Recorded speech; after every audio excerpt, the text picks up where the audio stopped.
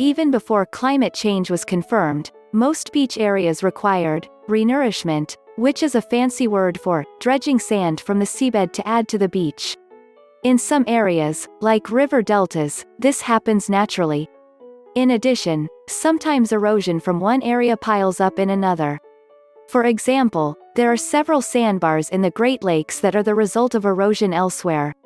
But as water levels rise, even slightly, the erosion becomes much quicker. Areas that do regular nourishment are noticing this already. You have to do it much more frequently. However, renourishment isn't cheap. The problem is, if you don't do it, everything you build on the coast falls into the sea. And lots of cities worldwide are at or just above sea level.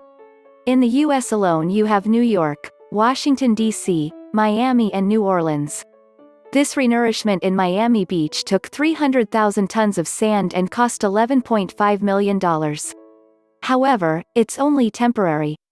But one bad storm can do a lot of damage quickly. This is Rockaway Beach, New York City, after Superstorm Sandy. Other low-lying areas of New York City and nearby New Jersey were similarly affected, as was Atlantic City and the Jersey Shore, which is similarly just above sea level. Now, people are resilient and will often try to rebuild after a disaster. However, it always requires a lot of money.